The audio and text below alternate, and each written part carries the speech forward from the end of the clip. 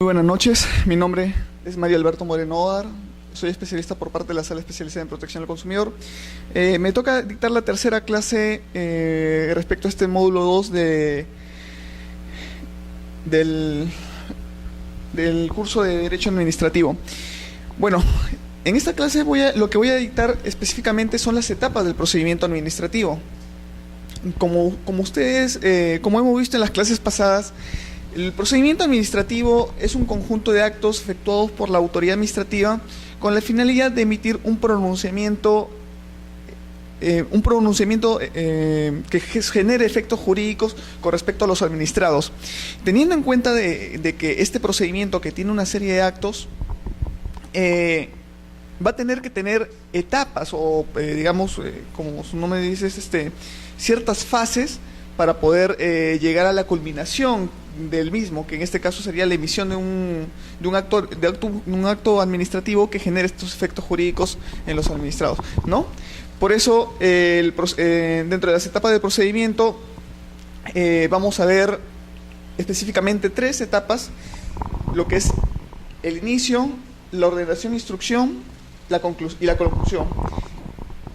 Cuando uno se pone o alguna vez ha tramitado un procedimiento administrativo, se percata de que hay una serie de requisitos para poder llegar a la emisión del acto final. En este caso, va a depender mucho de qué tipo de procedimiento es, ¿no? Como les dije, dentro de una clasificación de los procedimientos administrativos se encuentra lo que es un procedimiento lineal, lo que es un procedimiento trilateral, en donde hay tres partes involucradas, y lo que es un procedimiento sancionador, ¿no? En donde son dos partes involucradas, pero una parte, la autoridad administrativa y el administrado viene a ser el imputado, en donde se va a verificar o determinar la responsabilidad respecto a ¿no? Prácticamente como un proceso ante el Ministerio Público. Ya, teniendo en cuenta ello, estos procedimientos van a tener unas fases, desde que inicia hasta la culminación.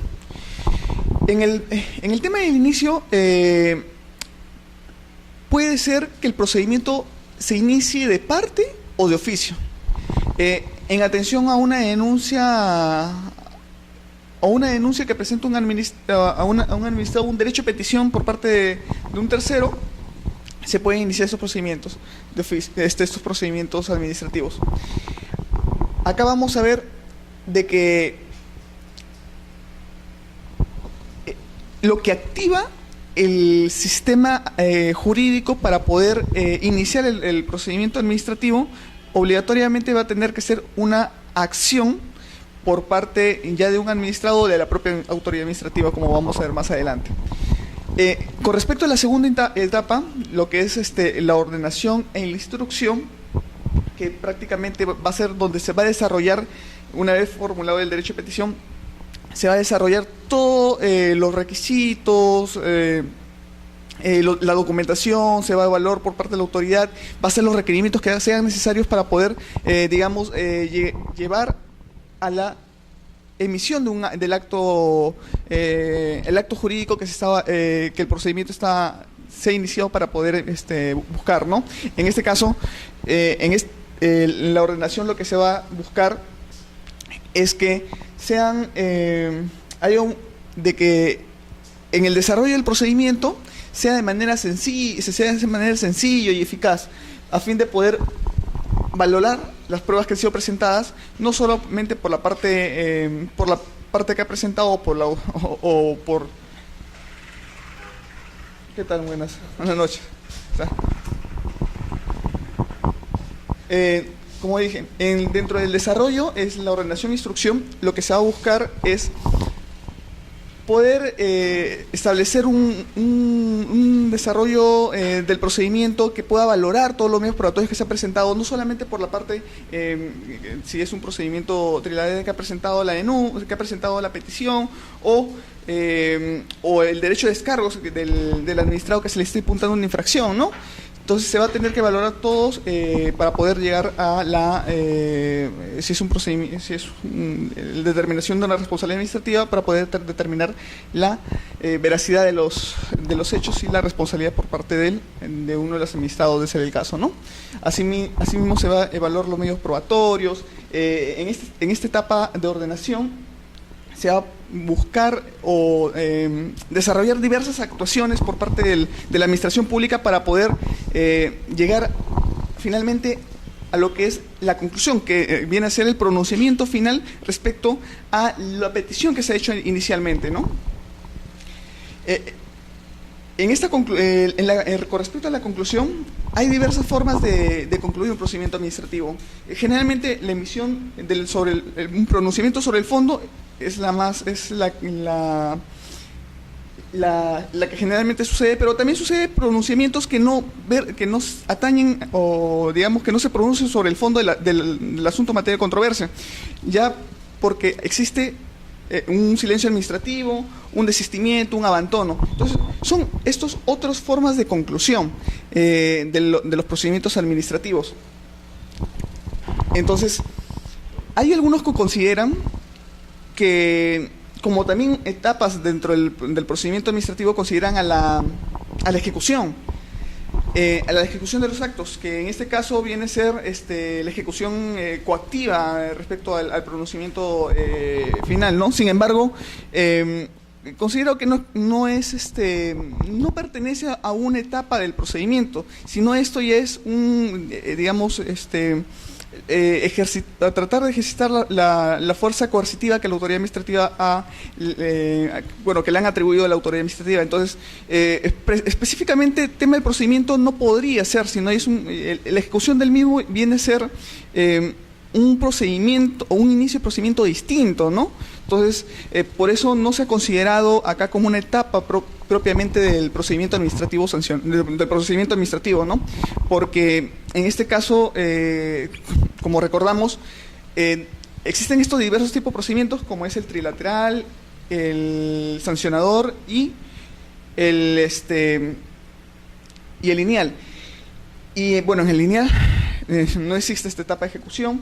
En el trilateral, puede dictarse medidas correctivas o digamos disposiciones por parte de la autoridad para poder cumplir con el mandato.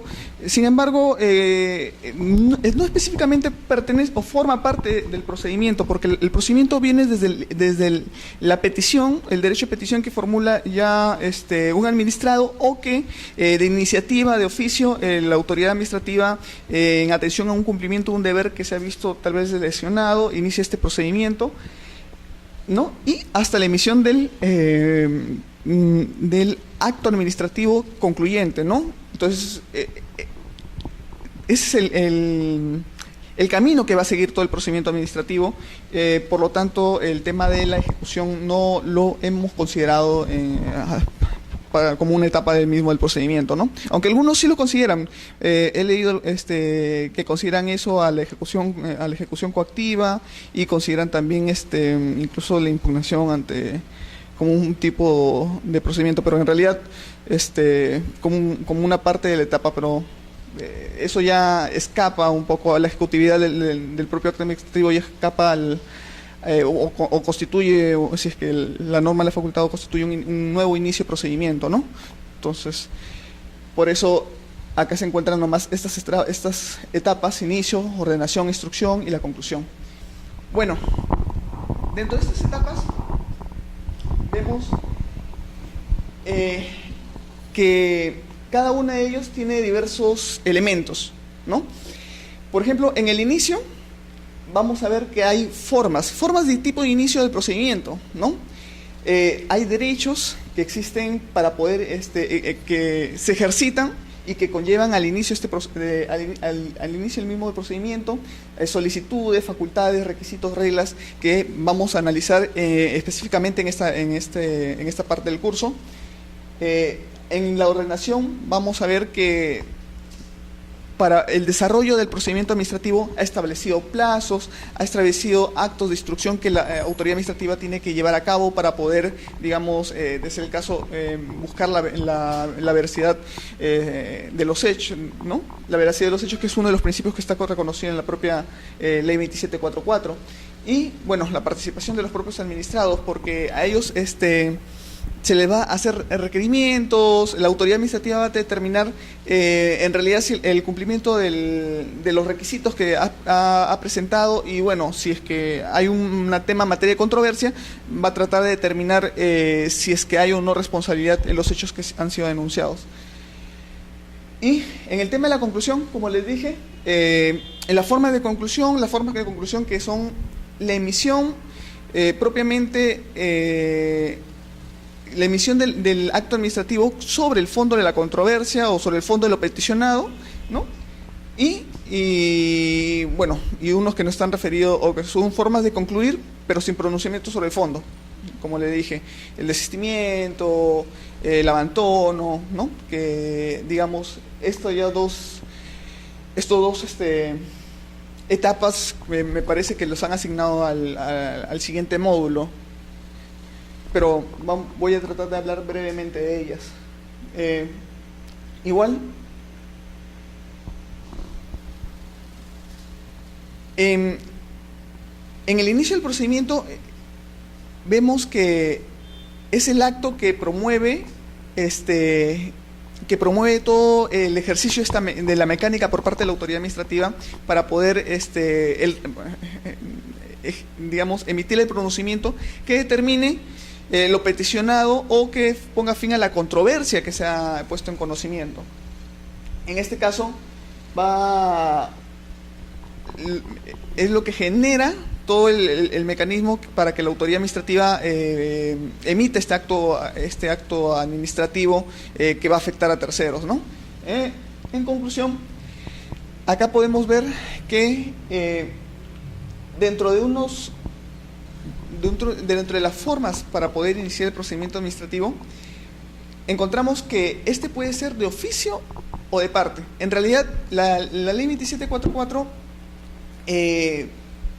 establece los dos mecanismos pueden iniciar el procedimiento administrativo. Es decir, uno no es excluyente de otro. Cualquiera de ellos puede iniciarlo, salvo que una norma expresa o la finalidad propia del acto administrativo determine de manera excluyente que es únicamente de oficio o exclusivamente de parte, ¿no? Entonces, sin embargo, en los procedimientos en general, como regla general, es que se pueden iniciar tanto de oficio como de parte. Es decir, de las dos maneras puede iniciarse el procedimiento. Ya será de oficio cuando es la propia autoridad administrativa quien determine que hay, digamos, un cumplimiento de un deber que se ha visto afectado y haga una labor de fiscalización y supervisión para poder emitir una resolución determinando, digamos, la responsabilidad en los casos de los procedimientos sancionadores, ¿no? Y de instancia sin parte, por ejemplo, cualquier persona puede formular denuncias, puede informar actos que no sean acordes al ordenamiento jurídico, los puede poner en conocimiento a la autoridad administrativa y eso genera una serie de actuaciones que la autoridad administrativa va a encontrar obligada a realizar. O también un derecho de petición, ¿no? Formular una solicitud de autorización, solicitar el reconocimiento de un crédito, es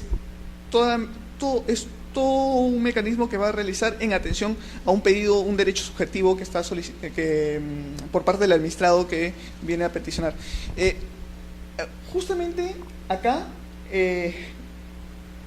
hay una discrepancia específicamente los temas que yo veo, que son los temas de protección al consumidor, sobre si los procedimientos de protección al consumidor es un procedimiento, bueno, trilateral o sancionador. ¿Por qué? Porque ahí va a haber justamente las consecuencias del mismo, porque si fuera sancionador, en realidad las denuncias serían, la denuncia del administrado únicamente sería una denuncia informativa y es la autoridad administrativa la que ejercita de oficio todas las actuaciones, el inicio de la imputación de cargos y todas las actuaciones, o si es un trilateral en donde en atención a la petición que ha efectuado el administrado, corre traslado a la otra parte para poder resolver únicamente el conflicto. En tanto, se nos ha entregado, bueno, al Indecopi en general se le ha entregado una potestad sancionadora, además de dictar medidas correctivas a favor de los consumidores.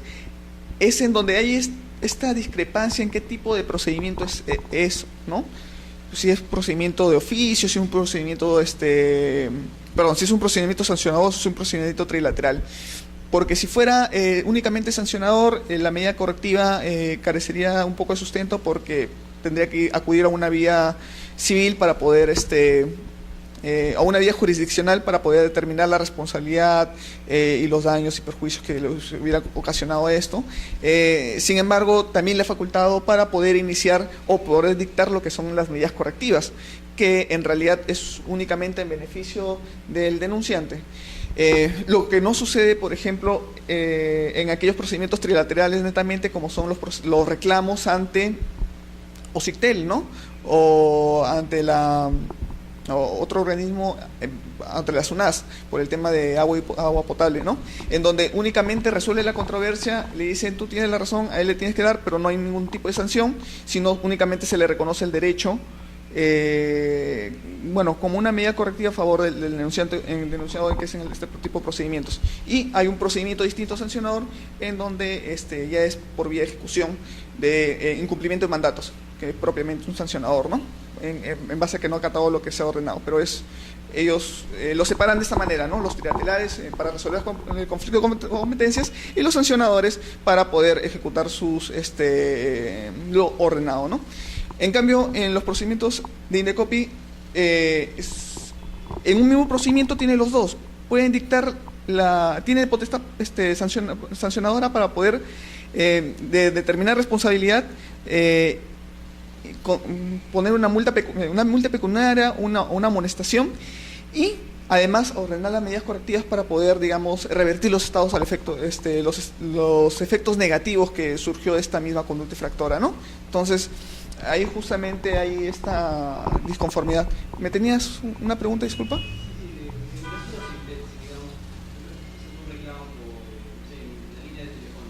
Ajá. Ok.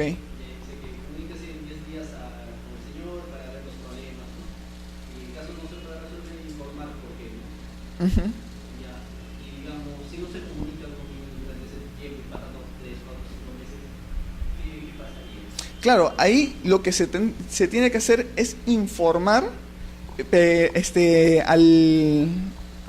a OCITEL sobre el desacato a una resolución que ellos han enviado. Entonces, solamente informas y ellos lo mandan, que creo que tienen un organismo distinto que es uno es el de atención de reclamos y el otro es únicamente sancionadores, que es como un tribunal aparte, ¿no? Que solamente resuelve sancionadores, y hay uno que solamente resuelve reclamos. Resuelven el tema de controversia y otros resuelven, digamos, el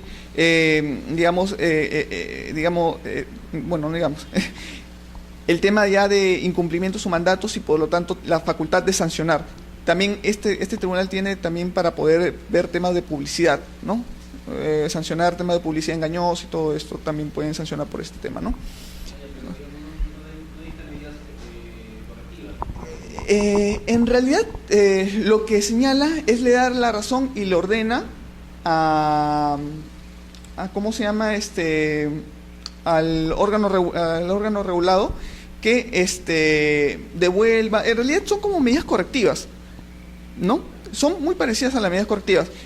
Pone el fin de la controversia y dices, no, tú no debiste cobrar esto, le tienes que cobrar esto. Pero ahí nomás, en eso termina su acto, ¿no? Entonces, pero no pone ninguna sanción, o como lo hacen nosotros, cuando lo hacen Indecopi, que al verificar la responsabilidad administrativa, es decir, que el proveedor no tuvo la razón, se le impone una sanción por eso, ¿no? Entonces, ellos únicamente resuelven y dicen, bueno, tenía la razón esta parte, no le cobres, y ahí nomás queda. Sin embargo, si es que incumple con eso, el, digamos, el consumidor no es bueno, el usuario va a poder informar a la otra área de que se está inaplicando su mandato y iniciar un procedimiento sancionador por eso. Pero es decir, recién ahí se inicia un procedimiento sancionador y ya es ahí sí es exclusivamente otro procedimiento y únicamente de oficio, ¿no? En donde no va a obtener nada el administrado más que lo que se va a hacer es ejecutar el mandato propio que dictó en una primera oportunidad. O sea, digamos, no se puede dar la figura que yo, no sé, Telefónica me contacta, ya sabes que te exonero de 5 meses de pago. Claro. Ya, pero desiste. Claro, no, justamente en este tipo de procedimientos, al hacer un incumplimiento de mandato pasa a otro tribunal que es un tribunal sancionado en donde solamente lo informa, digamos, la denuncia que presente es una denuncia informativa y ellos ya son los que inician de oficio y ellos ya son los que van al final determinar la ejecución de lo que ha ordenado la autoridad, ¿no?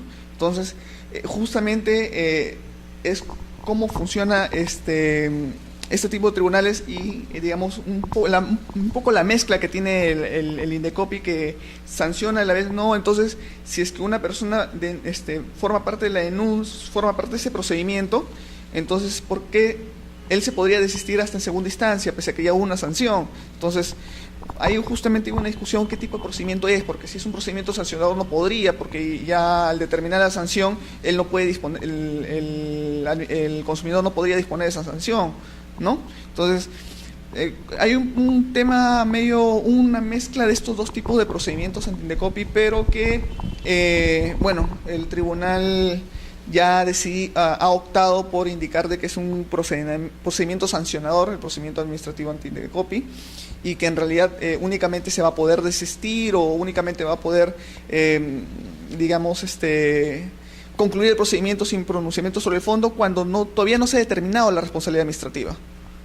Porque una vez determinada la responsabilidad ya no va a poder, digamos, o los efectos que genere el desistimiento, digamos, si es que hubiera un abandono, eso únicamente afectaría las medidas correctivas a favor del denunciante, pero el procedimiento continuaría, ¿no? Hasta determinar si es que hubo o no responsabilidad en los actos. Entonces, justamente acá, a todos los tipos de procedimientos le colocan como regla general, tanto de oficio como de parte. Sin embargo, hay otros en donde únicamente vamos a ver que son únicamente de oficio o únicamente de parte. Únicamente de oficio, por ejemplo, vemos los procedimientos sancionadores netamente como un procedimiento sancionador disciplinario, ¿no? Entonces uno comunica una conducta, digamos, en contra del código de ética por parte de un funcionario público, se va a este tribunal disciplinario y independientemente de la voluntad que haya comunicado el ciudadano, ellos van a tener que resolver si es que hubo o no estas infracciones a la norma, ¿no? Entonces son exclusivamente de oficio, ¿no? Solamente cumplen esa finalidad, mientras que lo únicamente exclusivo a pedido de parte puede ser el tema de las licencias.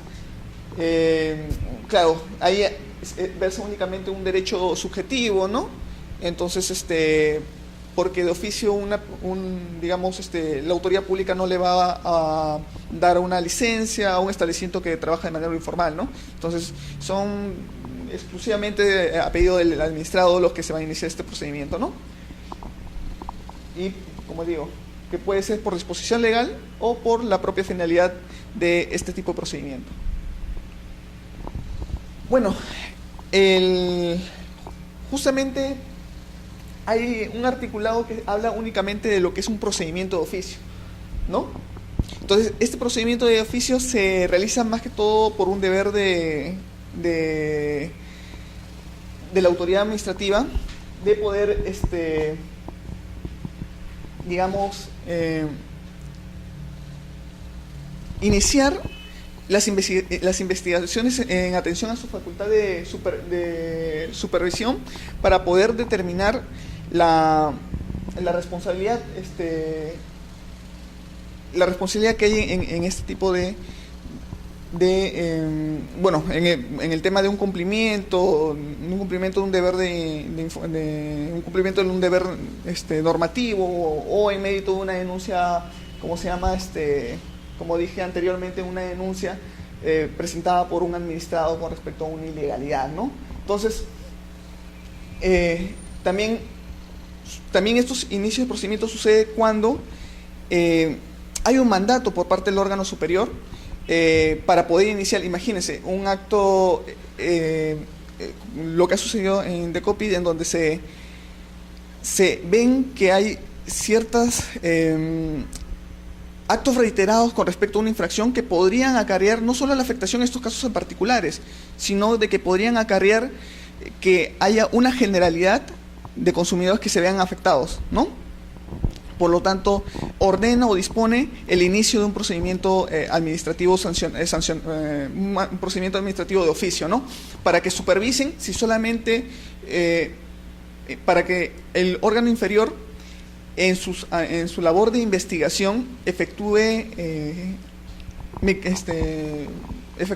mecanismo de vigilancia en atención a su deber, para poder verificar si estas conductas que se han determinado no son conductas reiterativas que pueden afectar a otros consumidores que los vistos en los casos que ha tenido conocimiento, ¿no?, el órgano superior, puede ser la sala. Entonces, en atención a ello, el órgano superior le puede ordenar un mandato.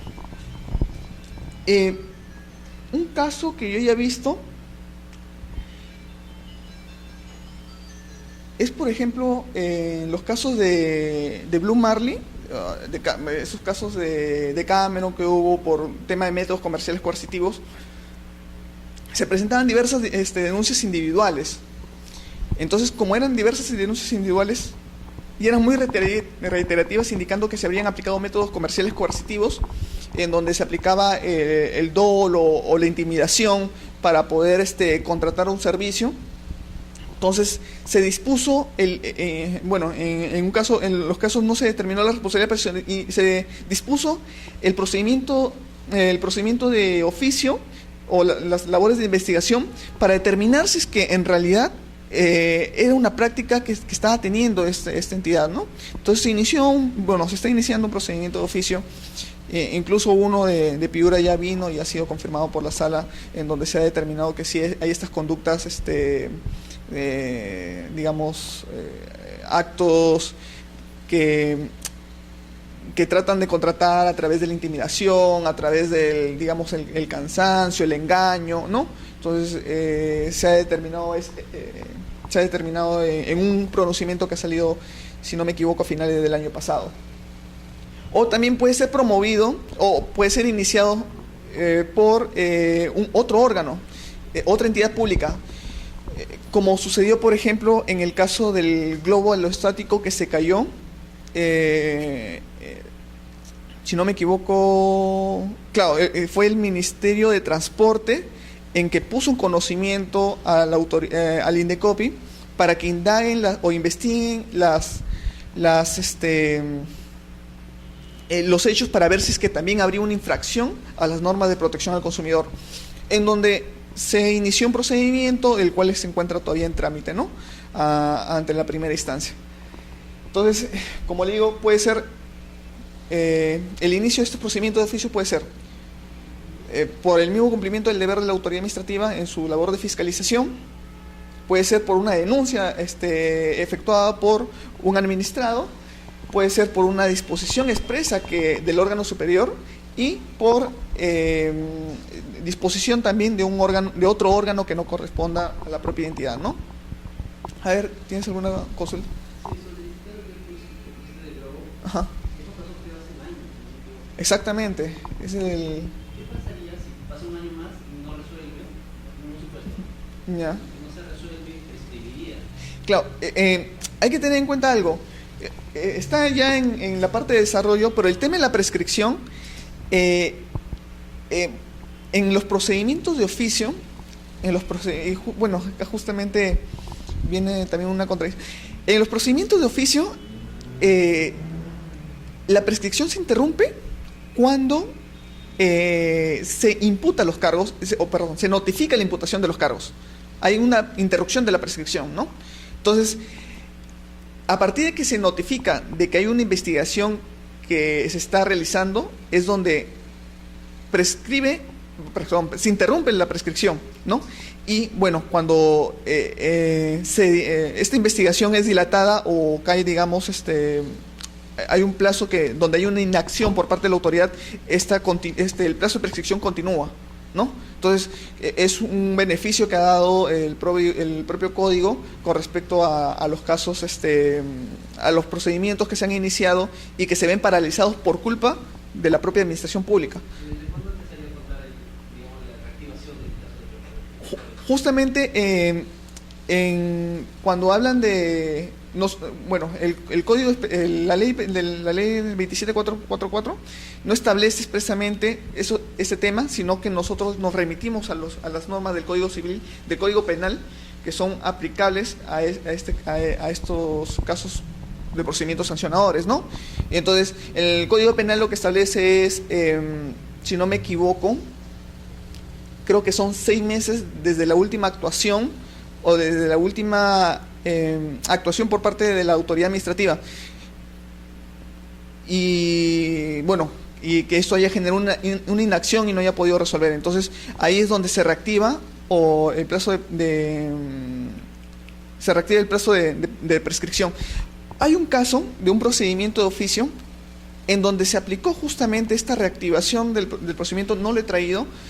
Para la próxima caso me comprometo a entregarles y a decirles el número de resolución, en donde al final se declaró que la acción había prescrito, porque si bien se inició dentro del plazo de prescripción, hubo una inacción por parte de la autoridad, imputó, recibió los cargos, no hizo nada más y al final resolvió, pero cuando había transcurrido, no sé, creo que un año, ¿no? Entonces hubo digamos, una inacción muy marcada por parte de esta autoridad. Entonces, cuando apeló, justamente el fundamento fue la reactivación del plazo de prescripción y por lo tanto el plazo había prescrito. Entonces, la sala consideró de que era aplicable a ese tipo de procedimientos la reactivación del plazo de prescripción y por lo tanto, en realidad, había transcurrido el plazo de 3 años, creo que eran 3 años. Claro, por el año adicional ya había pasado el plazo de prescripción y por lo tanto no podía sancionar esa conducta infractora, ¿no? Pero siempre y cuando sea una inacción por parte de la propia autoridad administrativa, ¿no? Si no es inacción por parte de la autoridad administrativa, si no es una inacción por parte del administrado, esos plazos de suspensión no se reactiva, porque en realidad la autoridad administrativa no va a poder determinar la responsabilidad en atención a digamos, una conducta negligente por parte del propio administrado, ¿no? Entonces,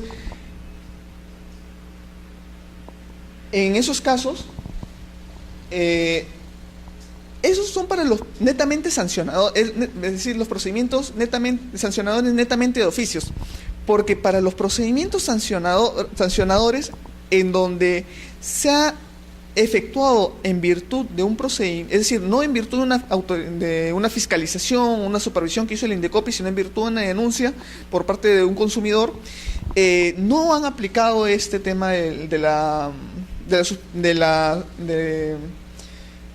continuación del plazo de prescripción, ni consideran la prescripción desde la notificación de imputación de cargos, sino que lo que hacen ahí, o bueno, la sala ha determinado, es que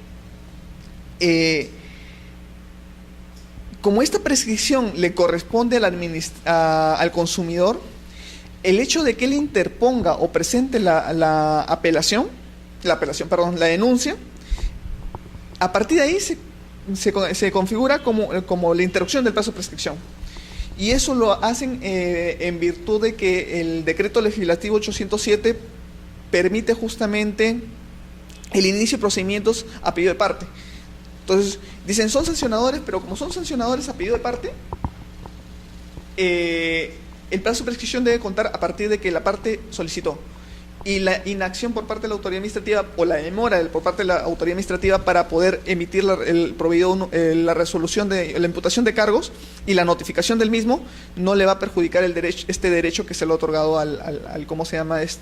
Al consumidor, ¿no? Entonces, en esos casos, cuando son procedimientos procedimientos de protección al consumidor a inicios de parte, la prescripción cuenta a partir de que él presentó la denuncia, ¿no? Y la única forma y no se cuenta ahí tampoco el plazo de reactivación. ¿Por qué? Porque, digamos, acá está involucrado otros intereses que van a buscar el beneficio de este consumidor que fue el denunciante.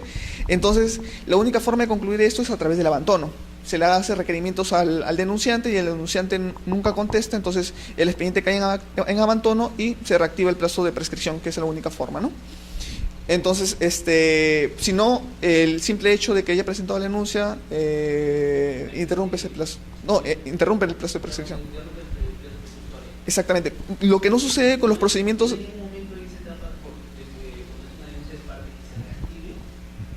Por eso le digo, la única manera de reactivar es a través del abandono. Cuando son procedimientos de protección al consumidor a inicios de parte. Porque en los procedimientos de protección al consumidor de oficio, la reactivación es por inacción de la propia autoridad. Es decir, ahí sí, es la propia autoridad, si no hace nada en ese plazo establecido en la ley, es donde se le se reactiva automáticamente el derecho de presión, pero solamente son aquellos estrictamente iniciados de oficio. Exactamente. Pero cuando uno, digamos, se le hace varios requerimientos a la persona y esta persona, digamos, no contesta esos requerimientos, y la otra parte cuando les digo, póngase el abandono, ¿los efectos del escrito sería el archivamiento definitivo de manera inmediata o se cuenta un plazo prescriptorio? No. Cuando sucede eso, la autoridad administrativa va a tener que determinar si es que existió o no un abandono, y a partir de la emisión de la resolución de abandono es donde corre recién el plazo de prescripción, o eso es lo que ha considerado la sala, ¿no?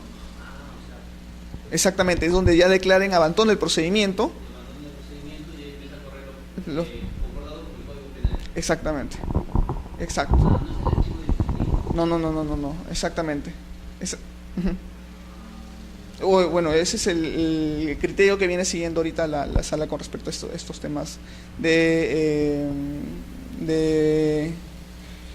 cuando son denuncias de protección al consumidor a pedido de parte, ¿no?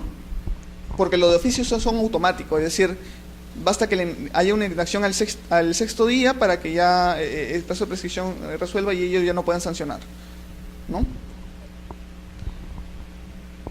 Bueno, el inicio de este procedimiento administrativo de oficio va a tener que estar plasmado en un acto administrativo, como es en los temas sancionados es la imputación de cargos, ¿no?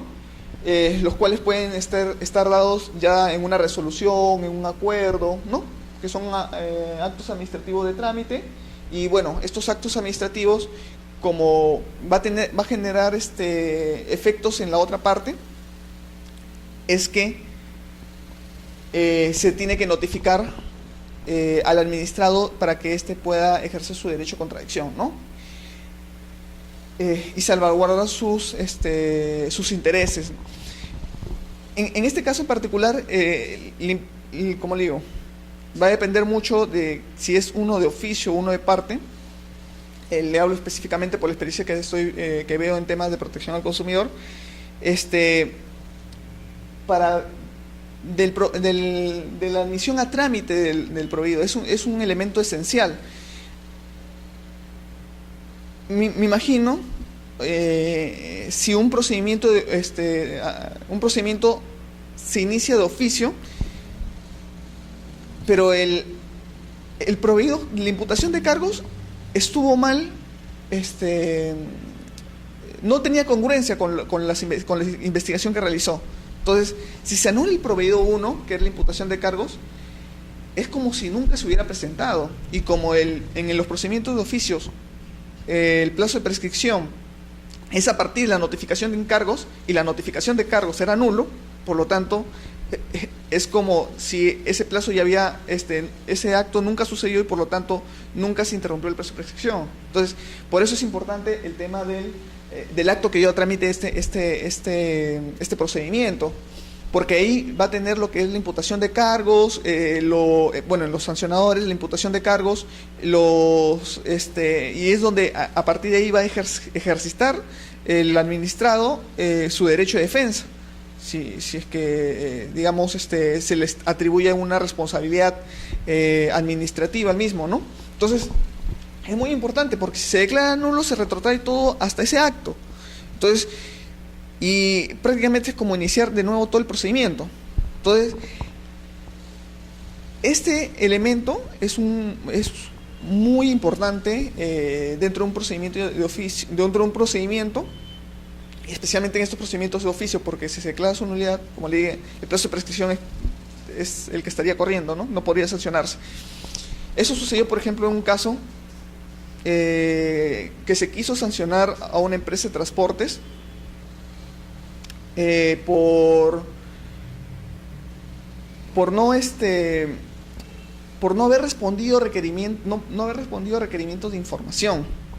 Entonces, sin embargo, en la imputación de cargos se le atribuía, bueno, se le atribuía a otra persona y se le atribuía a requerimientos que no eran ¿cómo se llama? Los que se habían efectuado, ¿no? Entonces, al final se tuvo, bueno, la defensa se restringió únicamente, tú nunca me notificaste estos requerimientos y, bueno, yo no soy la persona responsable de ellos. Entonces, en realidad se vio este efecto que hubo en la imputación de cargos y, si bien en algunos casos se puede declarar la nulidad e integrar, eso únicamente va a poder suceder cuando ahí se haya podido defender sobre digamos, el hecho imputado, ¿no? Es decir, independientemente que haya sido inadecuada la redacción, si es que se defendió de lo mismo, es decir, se podría subsanar, pero si no se defendió, se tendría que declarar nulidad para que pueda volver a imputársele correctamente, ¿no? Entonces, en este caso, podría prescribir el plazo de la acción si es un procedimiento de oficio, ¿no? Si es un procedimiento parte, se vuelve todo desde el inicio. Entonces,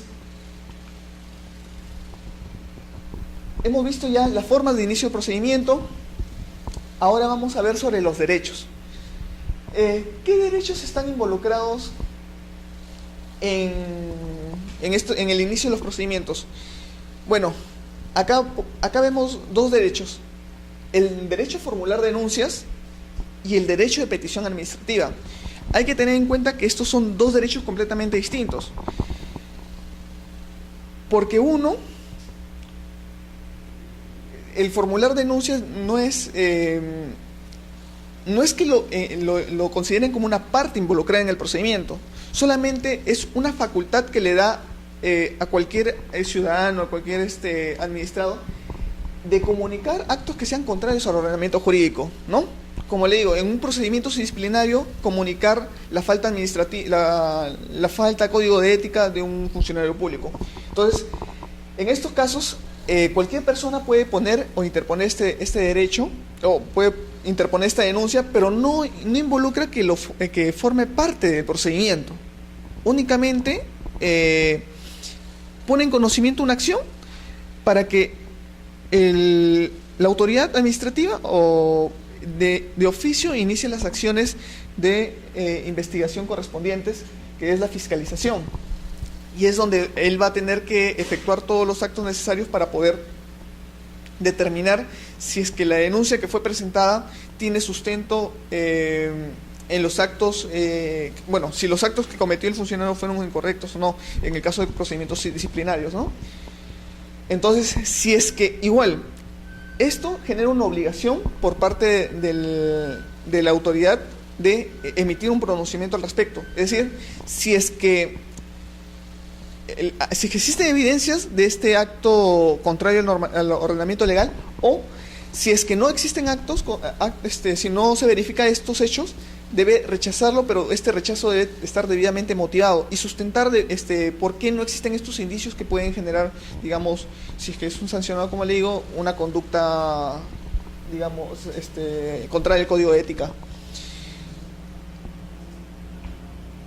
Ya, como le digo, al ser solamente una facultad de comunicar, la parte que presentó esa comunicación no se constituye dentro del procedimiento, ¿no? Entonces, por lo tanto, no va a tener ningún derecho o no se le va a reconocer, bueno, salvo que la norma expresamente le reconozca, ¿no? Que creo que en algunas situaciones, como colaboración eficaz, algo así, se le puede, colaboración eficaz, se le promueve incentivos, es decir, incentivos económicos para, digamos, al comunicar estas denuncias que va a permitir a la autoridad administrativa determinar si que son o no responsables, ¿no? Entonces, me parece en algunos ordenamientos jurídicos, en los temas de protección al consumidor, hay incentivos económicos a quienes denuncien infracciones a las normas de protección al consumidor y digamos, salgan favorables. Pues lo ven como también netamente sancionador, pero le da consecuencias al administrado para que comunique le incentiva a comunicar estas denuncias, ¿no? Pero no lo consideran como parte del ordenamiento, ¿no? Perdón, parte del procedimiento. Si una persona va y ve que hay una infracción evidente a las normas del consumidor y lo denuncia ante Indecopi, no como parte interesada, porque no soy el consumidor, sino porque afecta el interés de otros consumidores. Claro, por ejemplo, hay denuncias informativas, que generalmente eso sucede en los temas de colegios. Muchas personas no quieren decir sus nombres, no quieren presentar denuncias, sin embargo, dicen de que en el colegio tal están cobrando, no sé, cuotas extraordinarias que afectan la economía de los padres de familia, lo cual no está permitido por ley. Entonces, solamente se permiten el cobro de 3 conceptos, ¿no? Lo que es la cuota de ingreso, la matrícula y la pensión. Si hay una cuota extraordinaria adicional y no ha sido aprobado por la Dirección Regional de Educación, está infringiendo las normas de protección al consumidor porque afecta a la economía de los padres de familia. Entonces, muchas personas denuncian esto sin dar nombres o sin dar sin especificar, o bueno, presentan documentos, digamos, nomás anulando un poco los nombres para que no se evidencien a quién correspondía, ¿no? Entonces, eso constituye indicios para que la autoridad administrativa inicie un procedimiento, una fiscalización respecto a esa entidad. Entonces, a estas personas que denuncian informativamente no hay ninguna compensación económica, pero si la norma les permitiera la compensación económica, aparte de guardar la identidad de los sujetos, una vez verificada la infracción se le podría otorgar esa compensación, ¿no? Es decir, en algunos ordenamientos así lo hacen. Específicamente en Perú no, simplemente tiene su derecho de solicitar las cosas y costos y el dictado de la medida correctiva, ¿no? Y los que desean presentar una denuncia informativa, es decir, sin especificar nombre o presentar tasa, ¿no? Ya es va a ser el Indecopi quien va a ver si es que justifica o no el inicio del procedimiento, ¿no? Bueno, el otro derecho involucrado es el derecho de petición administrativa. En este caso, sí hay un derecho reconocido en base a los alcances de la Constitución Política del Perú de poder pedir a la administración pública cualquier tipo de información o iniciar los procedimientos para poder obtener, generalmente estos serán los procedimientos lineales, las autorizaciones, las licencias respectivas, ¿no? Acá, igual, el derecho de petición se puede manifestar en diversas formas. El derecho de contradecir, el derecho de digamos, iniciar el procedimiento para que le reconozcan un derecho, ¿no? Un derecho preexistente. También un derecho que no solo le afecta a él, sino le puede afectar a la comunidad. Entonces, eso son este derecho de petición abarca diversas formas que tiene para poder determinar para poder ejercer este tipo de derecho, ¿no? Entonces, puede ser en interés propio particular del propio administrado que presenta, en interés de la colectividad o en atención a un derecho de reconvención, ¿no? Que tiene, digamos, de poder desvirtuar la presunta responsabilidad que se les podría atribuir, ¿no? Entonces, en este siempre va a haber una obligación de dar respuesta.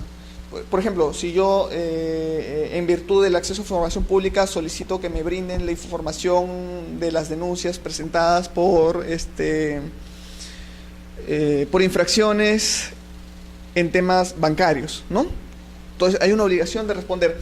Sin embargo, este derecho de petición no puede ser ilimitado, es decir, que no tenga ningún tipo de restricción. Hay que tener en cuenta de que si bien hay una obligación de responder y que cualquier administrado tiene la facultad o tiene el derecho, este derecho constitucional de pedir a la autoridad administrativa cierta información, documentación, hay ciertos límites, ¿no? Por ejemplo, uno de los límites es la información confidencial, el secreto bancario, ¿no? Con lo último que ha salido, o sea, la última ley que ha salido y que se está tratando de aplicar es la protección de los datos personales, ¿no? Entonces, no va a poder ejercitarse de manera restricta, ¿no? Incluso ya incluso la propia Constitución establece que el ejercicio de ese derecho no puede llevar a un abuso del mismo, ¿no? Entonces, le pone límites. Y en este caso los límites están están ligados a temas muy sensibles. También el tema de seguridad nacional es un tema de que restringe este derecho de petición. Bueno, también está ligado, este derecho de petición administrativa, que es el poder ejercer o solicitar interés particular o de la comunidad, también va a estar ligado a un tema de transparencia en el acceso a información pública, cuando se pide cierta documentación o información que tiene la propia entidad, y ese se va a regir por la norma especial de la materia, ¿no? ¿Qué información pública puede otorgarse? ¿Qué información está también se le puede negar, ¿no? Entonces se rige por, si no me equivoco, ahorita la ley no me acuerdo, pero por esta ley de transparencia y acceso a la información pública se está rigiendo este derecho de petición. En cuanto a las solicitudes se dividen en dos clases, ¿no? La solicitud en interés particular del administrado y la solicitud en interés de la colectividad. Hay que tener en cuenta acá de que estas solicitudes no es en función del sujeto que está pidiendo, sino del interés que se está buscando. No es que porque sea en interés colectividad es porque le presenta una colectividad, no, es porque en realidad lo que se está buscando es la protección de un bien común, de un interés público, ¿no? Entonces, que va a afectar a un grupo de personas. Igual, en el interés particular lo que se va a buscar es un derecho de petición subjetivo, que es propio de un administrado, ¿no? Independientemente de que no sea el mismo administrado quien lo presenta, sino puede ser otro, para que le reconozca un derecho. Mientras que en el interés general no es porque la comunidad en conjunto solicita el reconocimiento de ese derecho, sino que lo hacen, digamos, en virtud de este bien común, que es el derecho de petición popular. Un ejemplo del primero, cuando solicitas, por ejemplo, una inscripción ante registros públicos, la inscripción de una compraventa de minutos es un derecho de petición subjetivo, únicamente le afecta al administrado porque quiere que sea oponible, digamos, la compraventa que ha efectuado a terceros, ¿no? Mientras que en un derecho de petición popular puede ser, digamos, aquellas solicitudes para el tema de servicio público, ¿no? No sé, imagínense, por el desabastecimiento de la petición porque ha habido un desabastecimiento de agua potable, ¿no? A una comunidad, cualquiera lo puede presentar, entonces, pero no lo hace en interés propio, sino lo hace en interés de toda la comunidad, ¿no? Entonces, es esa una de diferencias. En cuanto a las facultades, en las facultades que tiene, digamos, que hay en el inicio del procedimiento administrativo, se puede encontrar la facultad de contradicción. Esta facultad de contradicción es, digamos, oponerse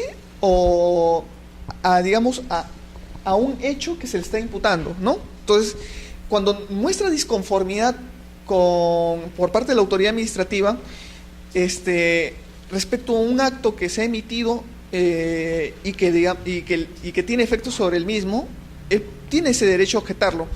Y ese se puede manifestar de dos maneras: a través de la oposición de los cargos de imputación y a través de los recursos impugnativos cuando ya hay una resolución en primera instancia en donde uno no está conforme, ¿no? Tienes este derecho, esta facultad, digamos, para contradecirlo porque no estás conforme con los criterios o conforme con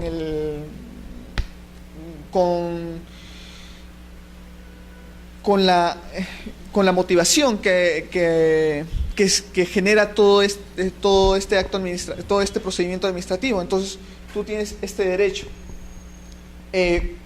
Necesariamente el titular de este derecho debe ser porque ha sido reconocido este derecho en el mismo o porque él tenga interés, ¿no?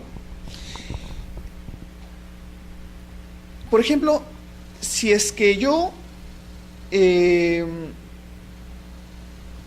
si yo le imputo a una persona X una infracción y al final otra persona Y me contesta indicándome de que no se le puede imputar a X porque en realidad X no es responsable, y te adjunta un documento donde verificas que X no estuvo involucrado dentro de esa relación, esos tienen que tomarse en cuenta, ¿no? Entonces, no solamente puede ser el titular X quien formule este derecho de oposición, sino puede ser cualquier tercero que tenga legítimo interés, ¿no? Entonces, no sé, imagínense, digamos, familiar que igual está indicando de que no se encuentra el administrado dentro del Perú, pero estoy demostrando con este documento de que él no tiene ninguna responsabilidad en el mismo, ¿no? Entonces, ese documento también va a tener que ser evaluado por parte de la autoridad en virtud de esta facultad de contradicción administrativa. Eso sucede generalmente con el tema de, a veces, los centros educativos. Cuando un centro educativo se le imputa al propio centro educativo, y quien interviene se le imputa al promotor del centro educativo, pero quien interviene es el director del colegio. Entonces, que son dos personas distintas.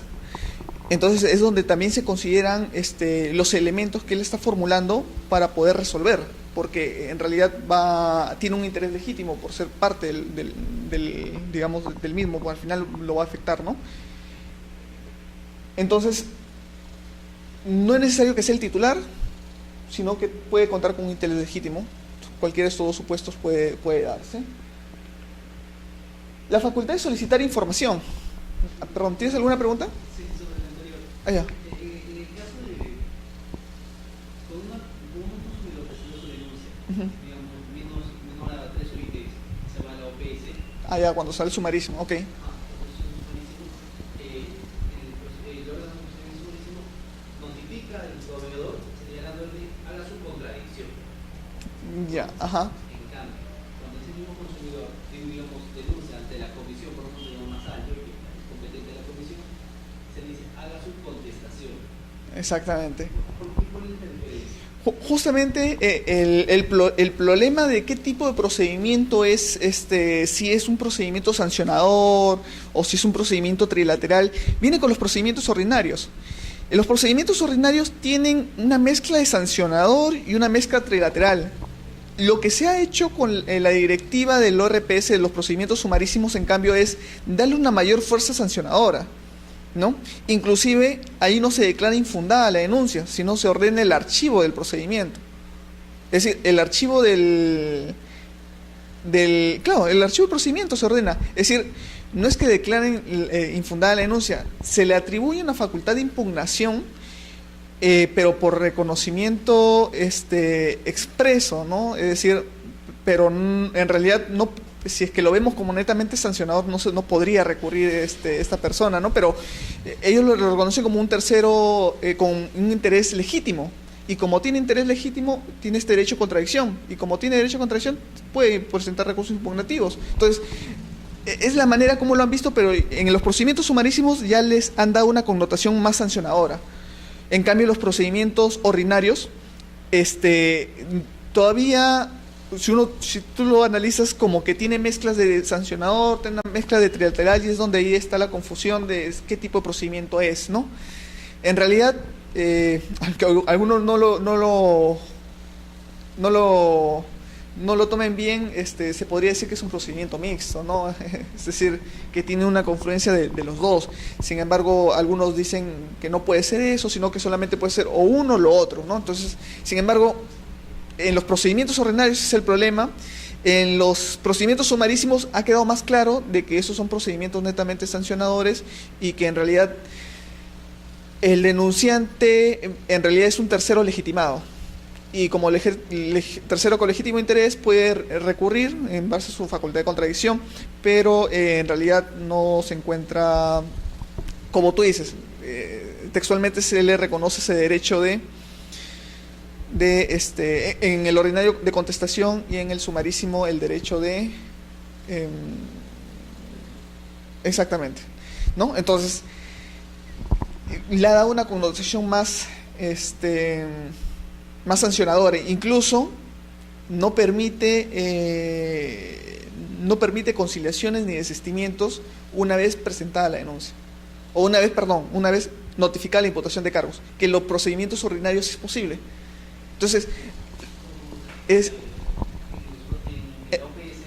en el sumarísimo, una vez que tú inicias y que se te notifica la imputación de cargos, tú no puedes desistirte ni puedes conciliar, porque para eso la norma le ha otorgado una fase previa, ¿no? Entonces, en esa fase previa, en donde hacen labores de investigación, pero sin imputarle una responsabilidad todavía al administrado denunciado, es donde pueden todavía conciliar. Pasada esa fase, cuando ya se le imputa los hechos, ya no es posible conciliar ni desistirse. No, cuando hay una resolución de imputación de cargos. Es decir, una resolución que admite trámite la denuncia, que vimos anterior, en el sumarísimo. Estas han sido unas modificaciones que se han realizado en una directiva del año pasado y que ha surgido, o bueno, se están aplicando recién a partir de este año. Entonces, por eso es que han cambiado, incluso los formatos han cambiado, ya no ordenan o ya no declaran infundada la denuncia, sino declaran el archivamiento del procedimiento de oficio, porque entienden que el archivamiento es porque no se verificó ninguna infracción, no hubo una imputación de cargos atribuible al denunciado. Entonces, sin embargo, se le atribuye al tercero, bueno, al denunciante, se le atribuye como un tercero con interés legítimo, por lo tanto, tiene su facultad para impugnar recursos impugnativos. Exactamente, para impugnar. Porque en realidad, si es que es un procedimiento netamente sancionador, prácticamente no se podría recurrir, ¿no? Esta decisión, pero en este caso lo consideran un tercero con legítimo interés. Y le dan la facultad de recurrir ante la segunda instancia ese pronunciamiento. Porque antes sí se podía. Exactamente, lo que pasa es que... Pero la idea era que no hay una resolución firme. Exactamente. En los procedimientos ordinarios continúa con esa mecánica. Sin embargo, en los procedimientos sumarísimos se ha modificado en atención a estas modificaciones que le han efectuado últimamente y que han entrado en vigencia a partir de enero de este año, si no me equivoco. Enero de este año, donde ya le han cambiado, incluso han aprobado modelos de resolución cuando se ordena el archivamiento y modelo de resolución cuando ya incluso no se declara fundado, sino de frente se sanciona. Entonces, ahorita, si ves tú una resolución última de los órganos sumarísimos, ya no declaran fundada la denuncia. Lo que dicen es sancionar por infracción ¿no? De frente. Es decir, sanciona por infracción A y ordena la medida correctiva. Entonces, es como si esa acción lo hubiera iniciado la propia administración pública de oficio, que la denuncia del administrado fue una denuncia de parte, pero lo considera como un tercero con legítimo interés. Entonces,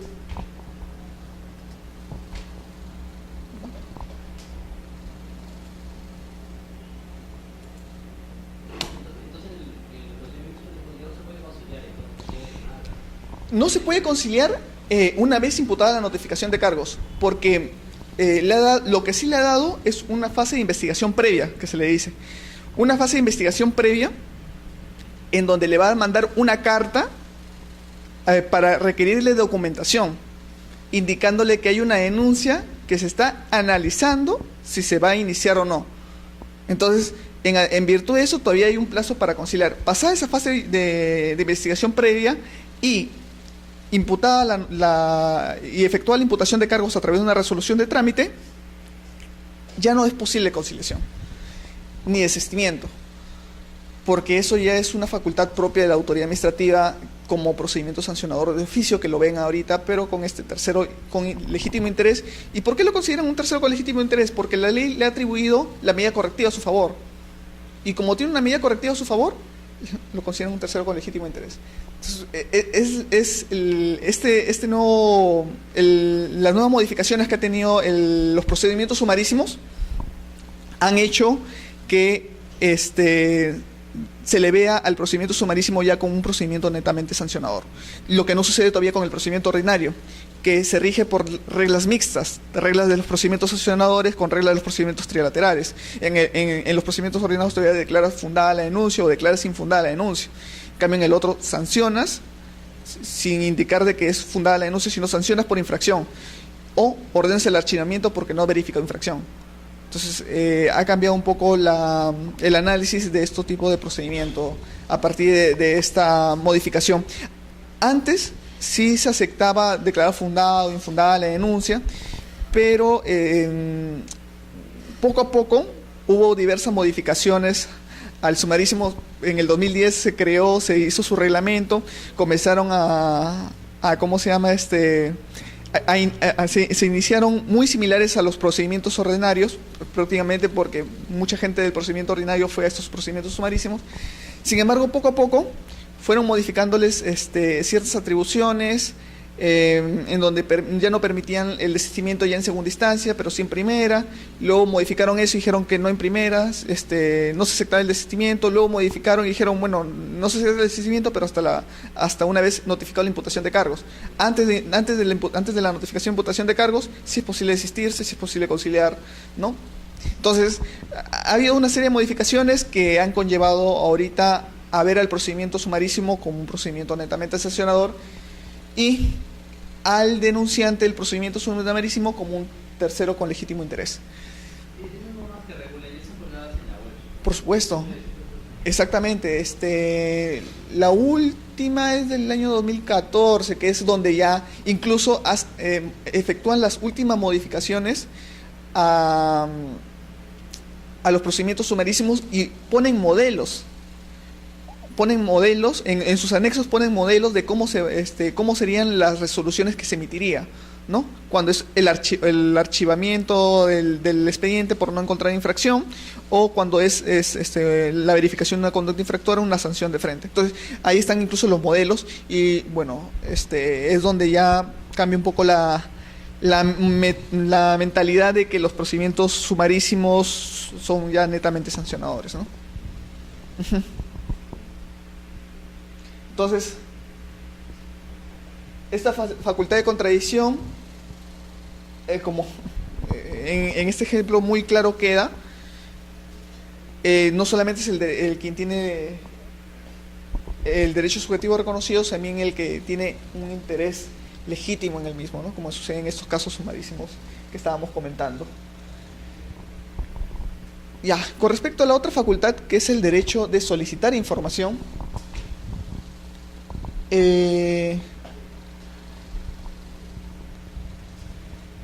está vinculado igual que el anterior. El otro era el derecho de petición en abstracto. Ya es la facultad específicamente del administrado para solicitar cualquier actuación que dentro de un procedimiento administrativo, ¿no? Entonces, este derecho en particular está estrictamente vinculado con el derecho de acceso a información pública. No necesitas estar o formar parte del procedimiento para poder solicitar esta información, pero hay que tener en cuenta de que debe ser una información que pueda otorgarse. No cualquier información puede darse, ¿no? Entonces, no puede afectar temas de seguridad nacional, incluso en temas en procedimimientos trilaterales, sancionadores, si no tienen legítimo interés, tampoco tendrían derecho para poder intervenir, para poder solicitar documentación que ahora en ese expediente, salvo que ese procedimiento ya haya culminado, ¿no? Entonces, donde una vez culminado y no haya ninguna información confidencial o reservada, se le podría brindar información sobre ese expediente, pero una vez culminado. Mientras tanto, puede solicitar la información. Generalmente esto sucede cuando yo quiero verificar, no sé, me voy a la municipalidad para saber si es que tal empresa cuenta con la licencia, una empresa constructora cuenta con la licencia de construcción en ese inmueble. Entonces, si bien yo no formo parte de ese procedimiento, yo puedo pedir a la autoridad administrativa que me dé copia de esa licencia, ¿no? Entonces, para lo cual voy a tener que pagar la tasa del derecho de tramitación correspondiente, pero no me pueden negar ese derecho, porque, digamos, no contraviene, no es una información reservada, es una información pública, no es una información confidencial, no atañe al interés nacional o a la seguridad, ¿no? Entonces, en atención a eso, incluso por no ser parte del procedimiento, uno puede solicitar y se le puede dar, ¿no? Pero, como digo, siempre va a tener restricciones. No es un derecho ilimitado, ¿no?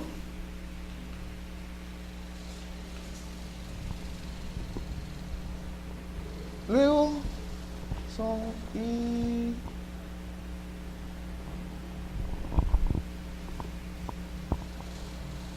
ok. Ahí, antes salía la hora, ahorita sale cuenta regresiva. Ya. El derecho a formular consultas. Bueno, en este caso, cualquier persona, lo que va a hacer, o lo que le reconoce la administración al ciudadano, es brindarle como un asesoramiento de los procedimientos que tiene a su cargo.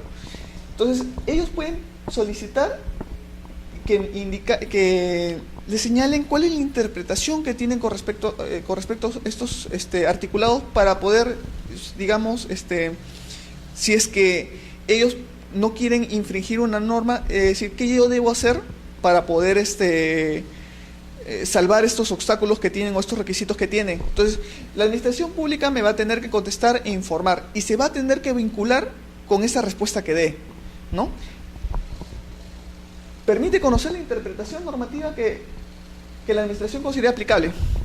En caso establezca criterios con respecto a ciertas normas o a, digamos, a ciertos requisitos que el ordenamiento requiere y que por lo tanto le van a requerir durante la tramitación de un procedimiento, permite que le indiquen, ¿no? Entonces, cumple una función educativa, ¿no?, que tiene el Estado hacia los administrados. Entonces, si esa respuesta está en físico y logra aprobarse, se va a vincular a lo que le haya respondido. Entonces, no es únicamente de que yo le consulté, hoy me equivoqué en darte esa información, ¿no? Se vincula en la información errada que le dé. Entonces, ¿por qué? Porque le generó una expectativa, sino le generó una conciencia de lo que estaba realizando era correcto. Entonces, hay una confianza legítima que tuvo ahí el administrado con respecto a la información que le brindó la propia autoridad. Entonces, no podría ser sancionado por esta información errónea. Por lo tanto, si en virtud de esta facultad de consulta, o de formular estas consultas, tiene una respuesta errónea y al final quiere ser sancionado por esto, si él logra demostrar que esta información fue atribuida, fue brindada por la propia autoridad y actuó de acuerdo a ello, es decir, no se le podría sancionar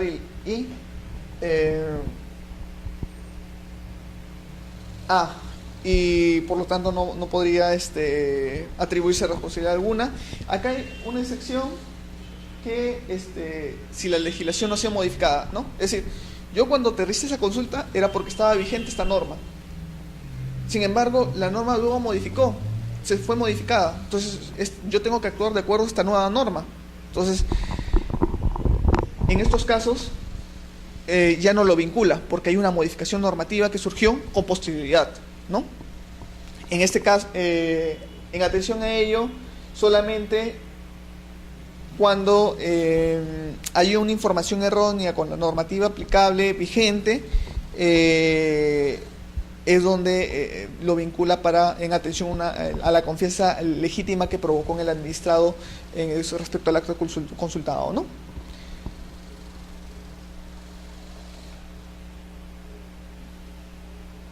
El derecho a formular peticiones de gracia. Bueno, primero, ¿qué son las peticiones de gracia? Cuando uno escucha una petición de gracia, generalmente lo que me hace acordar es el tema de indultos, ¿no? Indultos. Sin embargo, la petición de gracia es cuando no existe una norma que le atribuya esta obligación, es decir, que le atribuya un derecho a un administrado, sino que éste tiene la esperanza de que la administración pública le brinden atención a unos méritos que haya logrado, ¿no? Por ejemplo, en el derecho a indulto por una buena conducta que ha tenido, si bien la norma no establece una exoneración o un beneficio penitenciario para el tema de aquellos que están sancionados por con prisión preventiva por temas de terrorismo, tiene una expectativa de que la administración, en base a su discrecionalidad y también a la voluntad que tenga, le puede otorgar esa petición de gracia, ¿no? Entonces, no tienen una base normativa y por lo tanto, al no tener una base normativa y si le corresponde un derecho y ser una atribución exclusiva de la autoridad administrativa, no es factible recurrirlo a la vía judicial y se agota nomás en la vía administrativa. Pero la administración pública debe contener ciertos requisitos para otorgar estas peticiones, ¿no? Es decir, yo puedo otorgar ello y para otorgar tiene que cumplir esto, se autorregula, ¿no? Porque tampoco no puede ejercitar de manera desmedida este tipo de petición, otorgándole a cualquier persona en virtud de un mérito propio que haya, digamos, que justifique, ¿no?, el otorgamiento de esto. Entonces, acá necesario que si bien no hay un derecho reconocido, en atención a razones que son justificadas, generalmente que son méritos propios por realizar por una buena conducta o por una carrera artística, como por ejemplo puede suceder en los casos de las pensiones a los artistas, ¿no? La última vez escuché de un artista que creo que fue antes de que muriera el Sambo, que está solicitando una pensión por su carrera artística que había tenido a lo largo de la música criolla. Entonces, al final se le otorgó a esta pensión, pese a que es decir, no tenía ningún sustento, no había contribuido a una ANP, eso. Sin embargo, en atención a ese mérito que tuvo, hubo esta facultad de otorgarle esta pensión, esta pensión a este artista, si no me equivoco, fue el Sambo Cabero, creo que falleció, ¿no? Falleció al final porque estuvo en una situación delicada, creo que fue él, pero le otorgaron en virtud de esta petición de gracia. En realidad es muy discrecional. Tiene que tener un sustento, una razón objetiva y cumplir unos requisitos que, bueno, generalmente la propia autoridad administrativa va a autorregularse.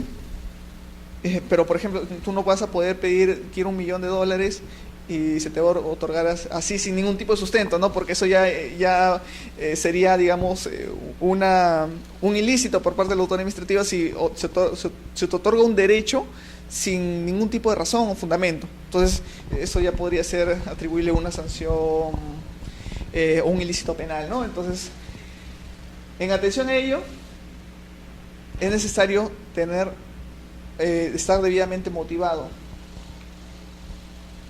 Bueno, el siguiente punto que me toca hablar son sobre los requisitos. Cuando hablamos de requisitos, hablamos estrictamente de requisitos de los escritos.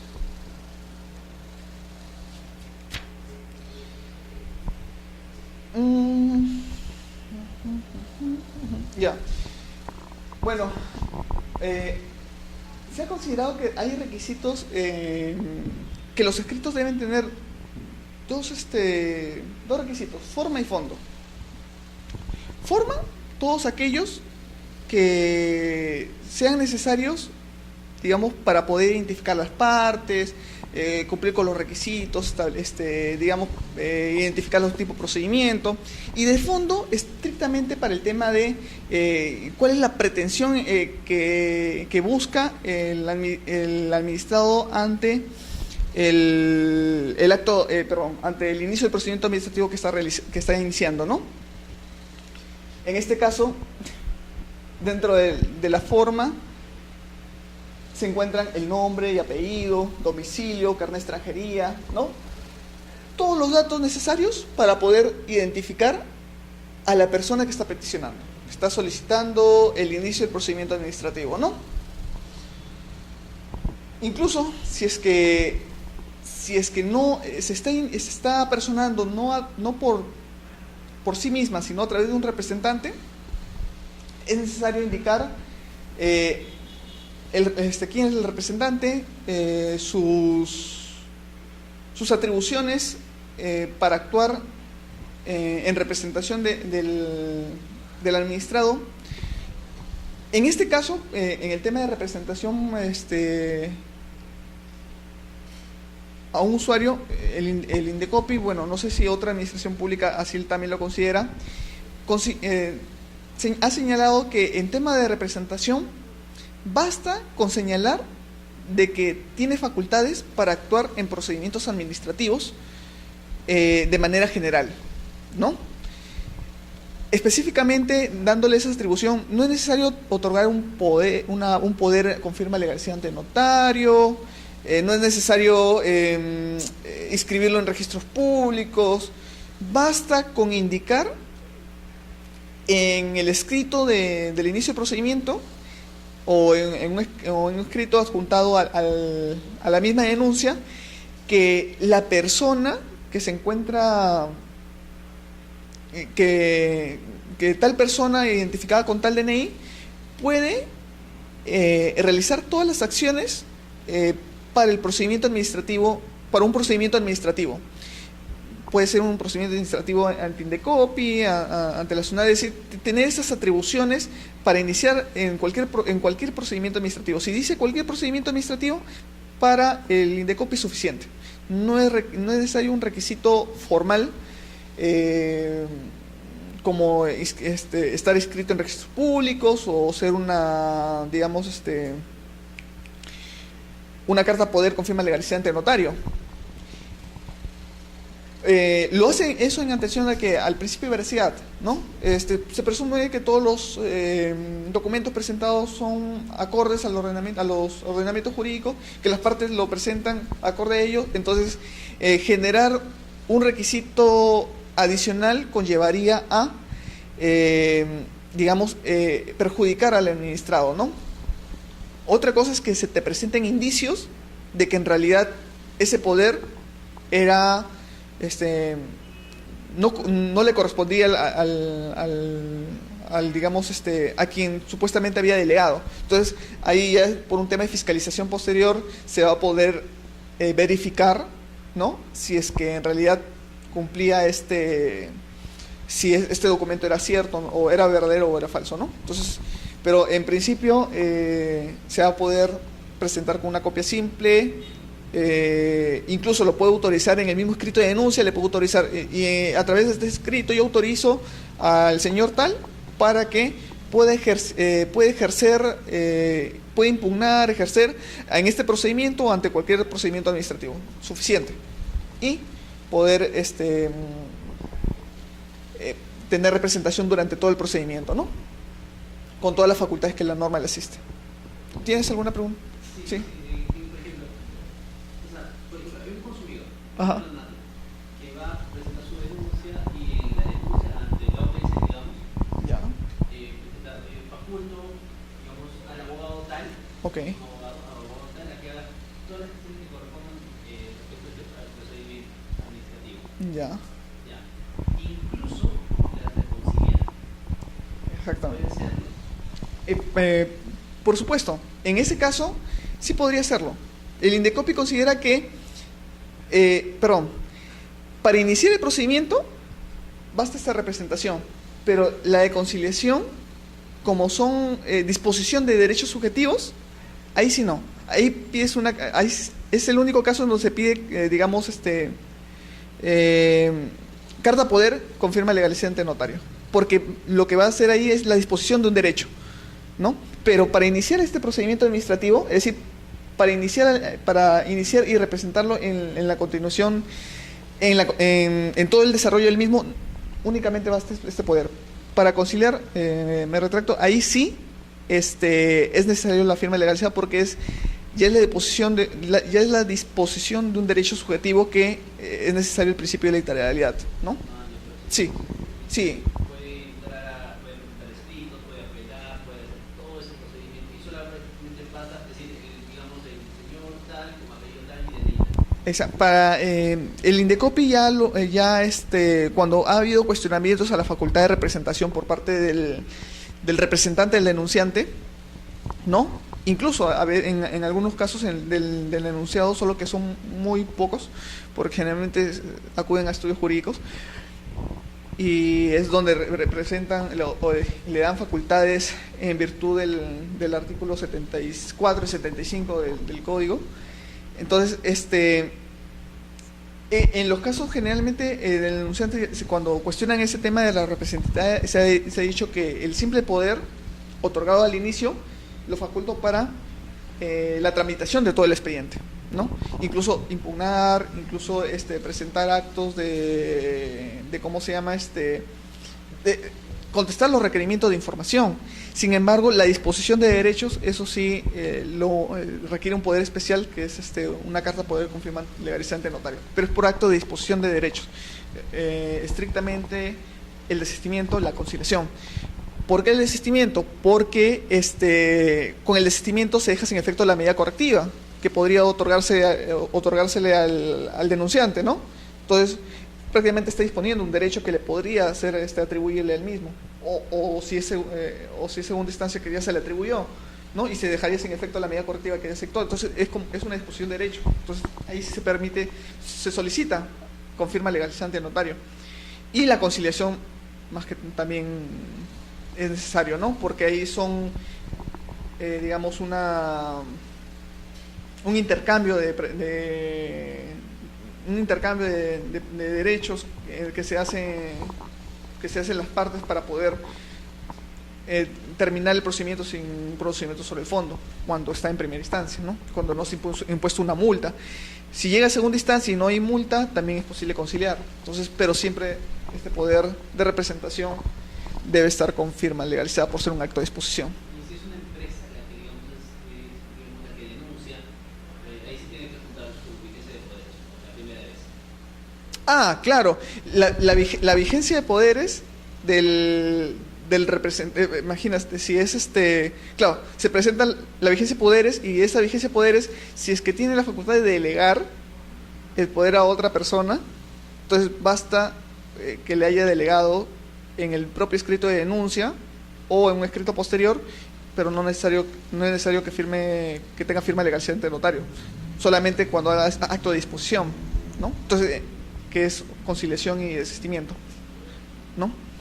Y esa vigencia tiene que estar legalizada, como copia original o copia legalizada. No, en realidad le piden copia simple de la vigencia, es decir, como te digo, en atención al principio de veracidad que el Indecopy ha considerado que tiene estos procedimientos administrativos y bueno, incluso la ley 2744 en documentación, en tema de documentos, dice que todas las copias simples de documentos oficiales equivalen a una copia, son válidos, ¿no? Entonces, en atención a ello, consideramos que la copia de la vigencia de poderes le tenemos por cierto, pero se va a someter a la fiscalización posterior. Si luego se verifica en tema de fiscalización posterior que era una vigencia que al momento de presentar la denuncia, presentar sus descargos, no era válida, entonces se declara nulo el procedimiento, el derecho de defensa de eso y el derecho de defensa que ejerció, y por lo tanto se le declara rebelde y continúa el procedimiento. Entonces, es decir, le perjudica si es que no le hubiera beneficiado, por supuesto, porque si le benefició al consumidor, solamente se inician las acciones civiles correspondientes, ¿no? Civiles o penales correspondientes. 30 días para... No, lo que pasa es que la nulidad de oficio, en realidad, se va a poder ejercer hasta que no haya, bueno, el 202 es explícito de decir, hasta que no se haya perdido, ¿cómo se dice? Cuando existe un interés público afectado, ¿no? Y no haya pasado el plazo que se haya podido, o que haya pasado el plazo para acudir a la vía jurisdiccional, ¿no? Es decir, si yo tengo 3 meses para acudir a la vía jurisdiccional, si dentro de esos 3 meses yo me percato que hay una nulidad, yo puedo declarar la nulidad, pero si transcurrió ese plazo, yo tendría que acudir emitiendo un pronunciamiento a la vía jurisdiccional para ver si es que ellos me pueden declarar la nulidad de un acto administrativo mío. Y eso ya, bueno, lo que yo tengo entendido que cuando sucede este tipo de supuestos, en última instancia gerencia legal es el que se tiene que encargar de iniciar ante el Poder Judicial para que el Poder Judicial declare la nulidad de este acto por ser un acto que va en contra del interés público y hay una falsedad de documentos respecto al mismo, ¿no? Y bueno, excedió el plazo miento, es de un año. Un año que tiene la autoridad para poder declarar la nulidad de su propia resolución, que es el 202.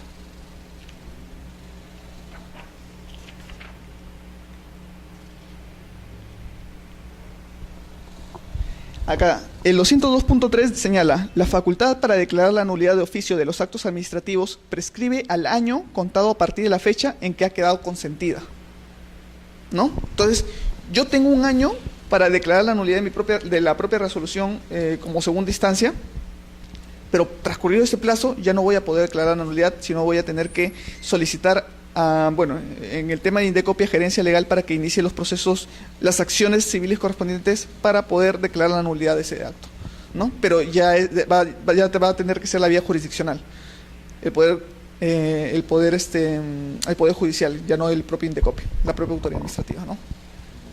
Uh-huh.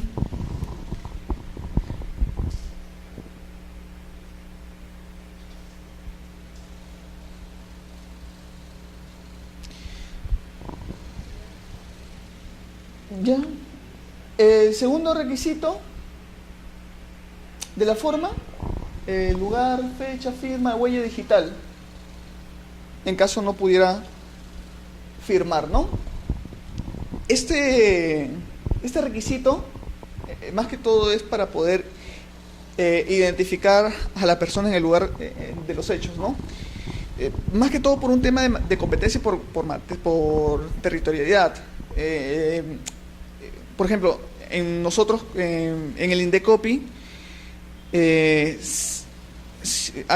la regla general es que las denuncias se deben interponer en el domicilio del deudor, ¿no? O del denunciado en este caso, y sin embargo si una persona o una empresa denunciada tiene sucursales en diversos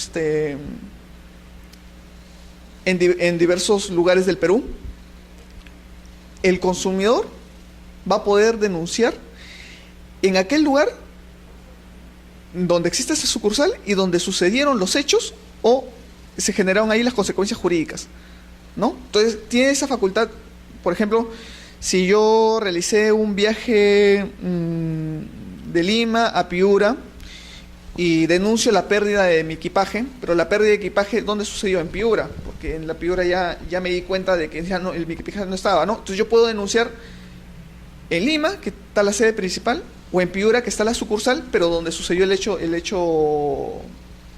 infracción, ¿no? Donde ahí se verificó que no se encontraba o se había extraviado la maleta. Entonces, se puede denunciar en cualquiera de los dos, eso ya va a quedar a facultad del denunciante, del consumidor denunciante, ¿no? Y bueno, la firma o huella digital es para dejar plasmados el contenido que tiene todo este documento, ¿no? A ver.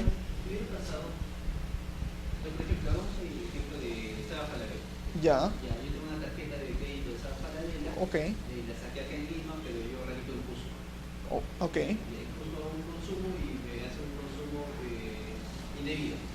Ya. Me reclamo por teléfono, no me atienden, yo creo que también no sé que de copy en Cusco. Ya. Puedo presentarla sabiendo que de copy no tiene, Saba Paralela no tiene ninguna sucursal ahí. Ahí sí hay un problema, porque nuestra directiva reconoce que la regla general es el domicilio del denunciado, sin embargo, atribuye esta facultad cuando exista sucursal. Si no existe sucursal, no se puede aplicar esta facultad que se le atribuyó para el consumidor para ver en cuál establecimiento, en cuál localidad presentar su denuncia. En este caso, tendría que presentar en el donde esté constituido el domicilio principal del deudor, ¿no? Que en este caso sería Lima. Siempre y cuando no haya una sucursal o una agencia, porque hablan sucursales, agencias o representantes de dicha entidad, ¿no? Muchos de esos casos sucede, por ejemplo, con estas personas que venden Jambal, que venden, ¿cómo se llama estas ollas? Renauer, ya, los venden a través digamos, a través de comisionistas, ¿no? Pero no tienen ningún representante, ninguna oficina en muchas sedes en provincias. Entonces, cuando presentan estas denuncias por productos defectuosos, como no tienen sucursal, no tienen agencia, no tienen representantes legales en esas sucursales, no tienen sucursales ahí, en provincia, se tiene que llevar a cabo donde esté el domicilio principal del deudor, en este caso, Lima. Por eso esas denuncias se vienen acá, salvo que se verifique de que hay una sucursal, agencia, en esa localidad, en donde la competencia es exclusiva, dependiendo si es que el denunciante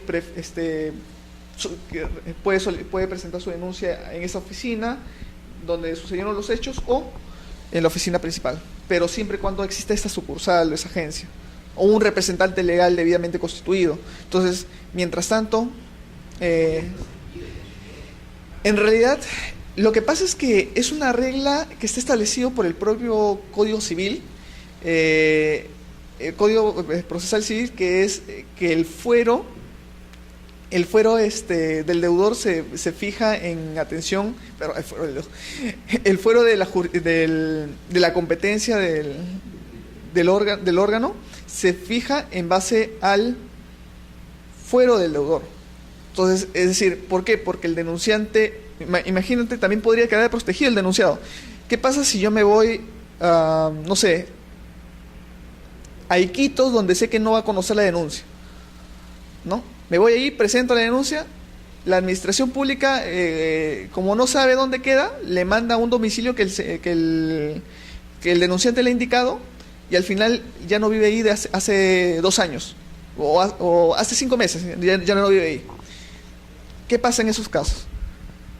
Entonces se desprotege al denunciado, ¿no? En este caso, por eso nuestro ordenamiento jurídico ha elegido que primero se verifique el domicilio y que tenga predominancia el domicilio del deudor para que vea el fuero, bueno, digamos, en el juzgado, el órgano administrativo que va a tener que resolver, que sea en el fuero donde se encuentre ¿no? Para no desprotegerlo más, porque el denunciante, digamos, tiene la acción de iniciar y por lo tanto de conocer la denuncia y presentar sus medios probatorios, pero el denunciado, mientras no le notifiquen nada, él no va a desconocer, no va a poder defenderse. Entonces, por eso se ha hecho ese tema de darle, digamos, de fijar el domicilio en el fuero del deudor, ¿no? Sin embargo, establece esta facultad cuando hay varios domicilios que tiene el deudor y estos domicilios hay una sucursal, una agencia o un representante legal en el domicilio donde también está el denunciante, ¿no? Pero es digamos,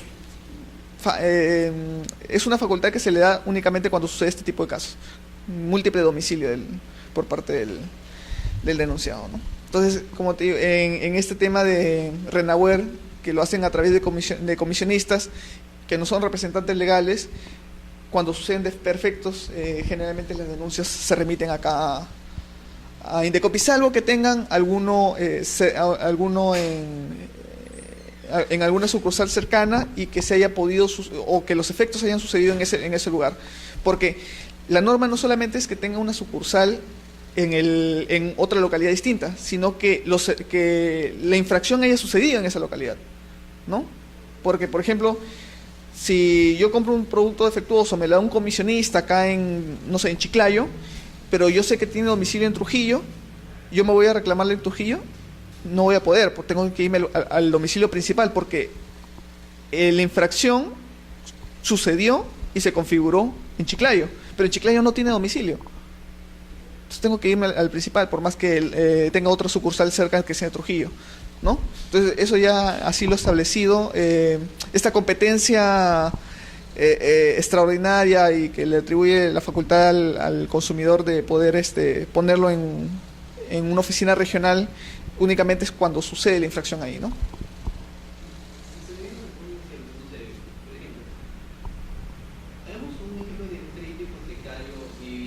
Ya. Crédito hipotecario de vivienda. Ya. Entonces, yo quiero sacar un crédito hipotecario de vivienda, me voy al banco, el banco me califica, me aprueba, ya, y yo me voy donde una persona natural que está vendiendo su casa, que no se dedique a ese negocio. Ya. Ya, y yo le compro ese departamento utilizando el crédito de vivienda. Uh-huh. Me da el crédito, pasa mi nombre y todo.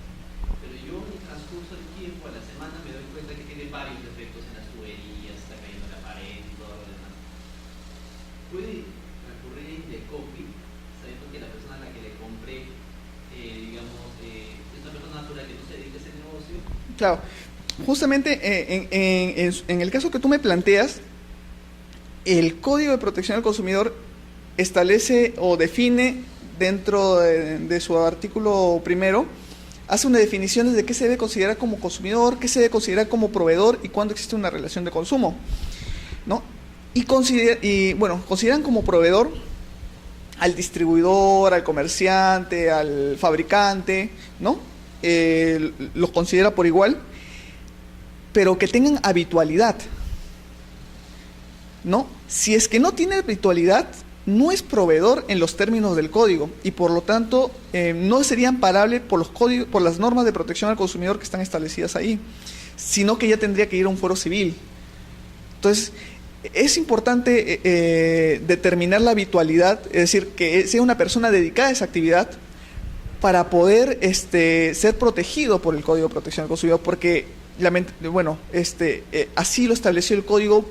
El Código no puede proteger, digamos, tampoco no tiene la finalidad de suplir al fuero civil, sino es un fuero muy especial. Entonces, el proveedor va a tener que ser una persona que tenga esta habitualidad en el comercio, ¿no? Es decir, y eso ya constituye una carga probatoria al denunciante, ¿no? Si es que luego alega el denunciado de que él no se dedica a esta actividad y que solamente le vendió de manera singular a esta persona. Entonces, exactamente, si es que en realidad tiene un giro de negocio en venta de inmuebles, ¿no? Entonces eso ya constituye una carga para poder estar, para que pueda estar protegido por los términos del código, porque si no, no cumple con con este requisito de proveedor, y como no constituye como proveedor, no puede ser visto por el Indecopi. Pero sí podría ser amparado, digamos, En la vía civil. o sea, en el Indecopi, pero por el otro denunciado, que podría ser, digamos, el banco que me otorgó. Ah, claro. Pues, claro, si es defecto del inmueble, tú te vas a esa persona que lamentablemente no constituye como consumidor. Sin embargo, si es un tema del crédito que me ha afectado, que es decir, ya es, si te das cuenta, ya es una imputación distinta, ya es un hecho infractor distinto, ¿no? Entonces yo me dirigiré al banco y el banco sí podría responderme a mí. Claro, porque el banco lo que hace es verificar el inmueble. Claro, pero hay un criterio en Indecopi de cuándo el banco asume responsabilidad por los defectos del inmueble y cuando no. Asume responsabilidad cuando él asume las funciones de dirección del proyecto, ¿no? Es decir, de la ejecución del proyecto, pero cuando no lo asume, solamente financia o publica nomás que él puede otorgar facilidades a ese proyecto, pero no dirige la edificación, es donde se excluye de cualquier defecto que pueda haber en el tema de la fabricación, de la construcción del inmueble, ¿no? Y solamente responde por el crédito, por el financiamiento. Sin embargo, si se publicita o se da a entender, y ellos permiten, porque ellos avalan la publicidad, de que ellos están dirigiendo la construcción o están ejerciendo esas labores de fiscalización de la construcción, es donde sí responden por cualquier defecto que tenga el inmueble, ¿no? Pero únicamente en esos supuestos.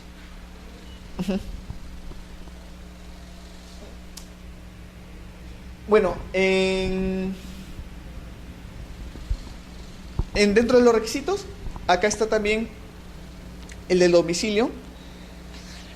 Debe señalar un domicilio, su domicilio real y el domicilio procesal si este fuera diferente, ¿no? Y acá hay algo bien interesante, porque acá dice que el domicilio procesal que se fije va a surtir efectos hasta que no se comunique su variación. Es decir, que el domicilio que yo fijo en el expediente va a ser el único domicilio válido, ¿no?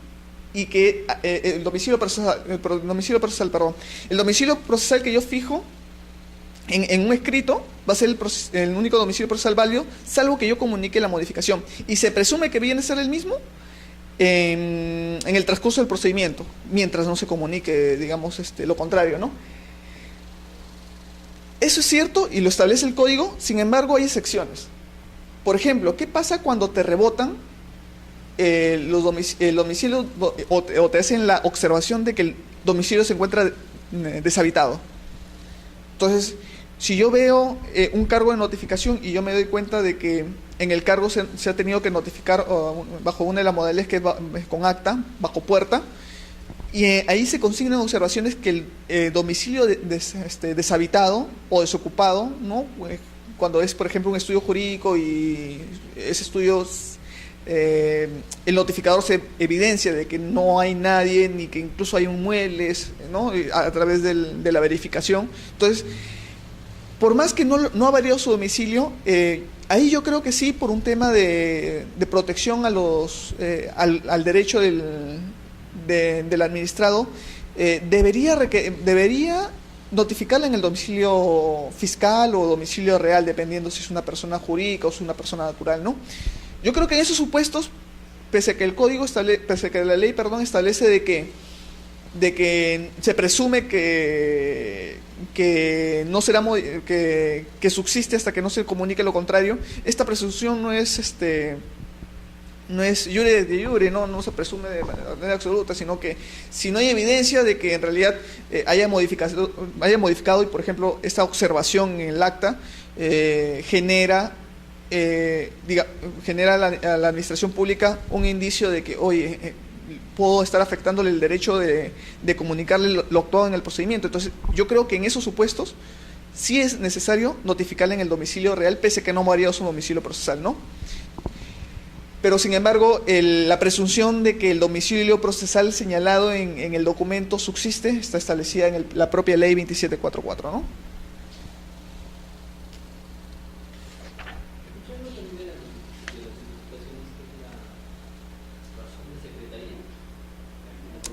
Ah, claro, lo que pasa es que la razón de secretaría es cuando se verifica que de la cédula de notificación hay un error o que podría llevar a la nulidad del acto, bueno, nulidad, la ineficacia del acto de notificación, ¿no?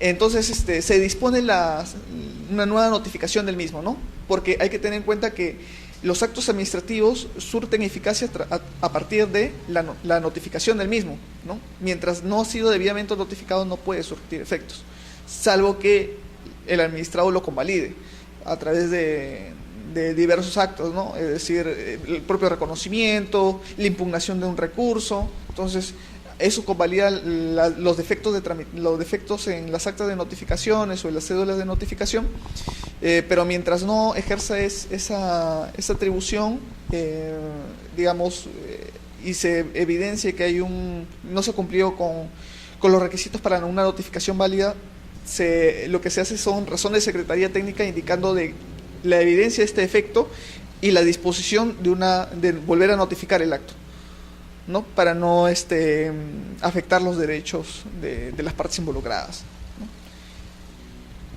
Esa es justamente la razón de que, por ejemplo, en Indecopi salga resoluciones de Secretaría Técnica. Nosotros, en particular, nosotros como institución, tiene directivas. Esas directivas establecen reglas para los actos de notificación, que es una de las últimas que se ha aprobado, que es del 2013, la 1-DIR-3, algo así, no me acuerdo el nombre exacto, pero justamente establece el régimen de las notificaciones. ¿Qué es lo que necesita cuando, por ejemplo, es un acto administrativo que tiene multa? Si es un acto administrativo en donde la persona no le quiere, es decir, es una persona que se identifica pero no quiere recibir el documento, qué es los requisitos que debe tener. Si es que va y no encuentra a nadie, es decir, fija un acta de visita y luego tiene que volver a realizar una segunda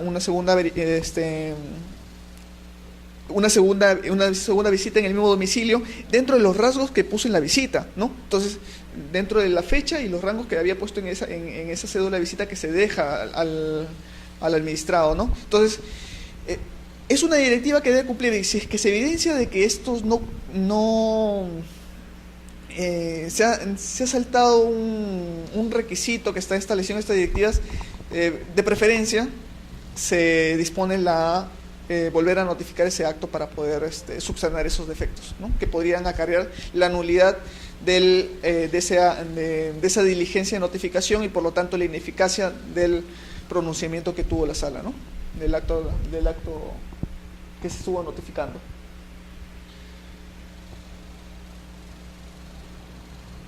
Surte efecto desde su indicación y se presume subsistente mientras no se comunica expresamente de lo contrario. Como les dije, hay una presunción, pero esta presunción hay que tener en cuenta que es una presunción juris tantum, mientras no se demuestre lo contrario, no hay evidencias de que en realidad sí existió, digamos, la notificación efectuada en este domicilio procesal no era válida, ¿no?